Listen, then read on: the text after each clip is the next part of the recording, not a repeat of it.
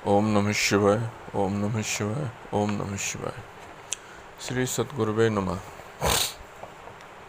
हम आपके साथ साथ अपने प्यारे प्रभु शिव को बारंबार नमन, वंदन व पूजन करते हैं। प्रार्थना करते हैं कि आपकी सानिध्यता एवं मिलन का हमें शुभ अवसर प्रदान कर हमें कृतार्थ करें।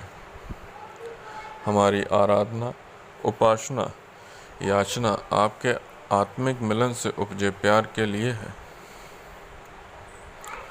हमें जब आपका लिप्सा रहित प्यार प्राप्त होता है तो हम पाते हैं कि जैसे हमारे हृदयस्थ भावों का सैलाब उमड़ उठा हो। भावों के सैलाबों में लगता है जैसे हमारे मन के ऊपर बोझिल कुलशों का भार हल्का हो रहा है। एक स्वच्छता, प्रफुल्लता, निर्मलता का नव संचार हम में अभिमूर्त होकर हमें नव जीवन का शुभ संदेश देकर जीवन की सरस धारा में प्रवाहित हो रहा है। यह आपके विशुद्ध प्यार की महिमा है। प्रेम हमारे प्यारे प्रभु का स्वरूप सागर तथा उस असीम सागर से उठती लहर ही संसार है। हम सब कुछ और नहीं, मात्र शिव की लहराती तरंगों की अभिव्यक्ति प्यार ही है। यह अनुभूति हो पाना ही इस मानव शरीर के प्राप्त होने का पूर्ण एवं शाश्वत लक्ष्य है, जो इसी मानव शरीर से शरीर रहते हुए मिल पाना संभव है। यदि हम में जीवन के इस गुण अनोखी उपलब्धि के लिए लालसा या जिज्ञासा पैदा न हुई तो साफ साफ प्रत्यक्ष ही दिखाई देता है कि हमारे द्वारा विभिन्न कर्मों का अर्जित संसार हमारे हाथों से एक दिन अवश्य छूट जाएगा।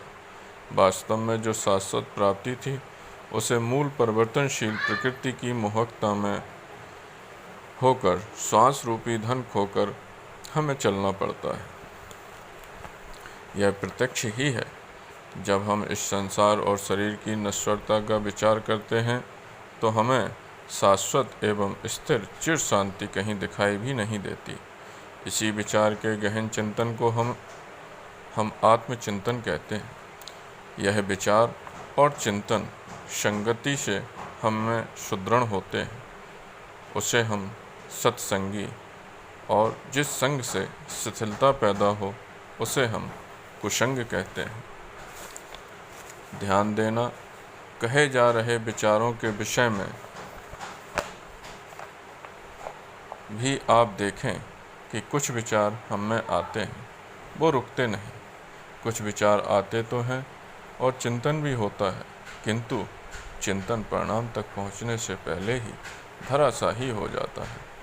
और श्रेष्ठ विचार तो वे हैं जो हम में हमारे चिंतन को जगाकर परिणाम तक पहुंचाते हैं। हाँ, ध्यान देना, इंद्रियों के जीवात्मा से संयोग के कारण भी तो विचार उठते हैं। तो हम इंद्रिय जनित विचारों के प्रवाह में अपने ध्यान को बहने देने को अधोगति एवं ध्यान को आत्मा के द्वारा उठे भाव युक्त विचारों के संग बहने को ही अर्धोगति कहते हैं। अधोगति में हमारे जीवन का क्रमिक ह्रास होता है, क्योंकि इंद्रिय जनित उपलब्धियां शरीर छूटते ही छूट जाती हैं और हमारे जीवन का विनाश ही है। आत्मभावों के प्रवाह रूप विचारों के संग से हमारा ध्यान विषय सुख की लिप्सा से छूटता जाता है और हमारा ध्यान धीरे धीरे आत्मा के संग का संजीवन कर शाश्वत आनंद, जिसका कभी भी विनाश नहीं होता, उसी में समाहित होकर उसी स्वरूप को प्राप्त कर लेता है। महाशक्ति माँ चिति एवं जीव तथा शिव को जो आनंद के परम असीम चैतन्य सागर हैं, जिस सागर की छिटकी बूंद जीव तथा लहर महाशक्ति माँ चिति है, जैसा हमें अवलोकित हो रहा है।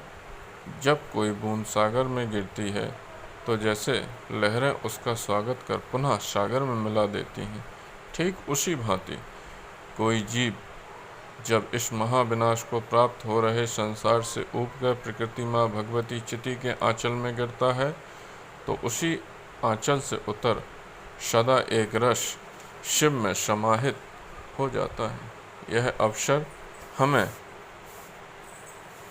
हम देखते हैं कि गुरु शंकर रूपणों के रूप में एक छाया की भांति इस छाया जगत में प्राप्त हो जाता है। ओम नमः शिवाय, ओम नमः शिवाय, ओम नमः शिवाय।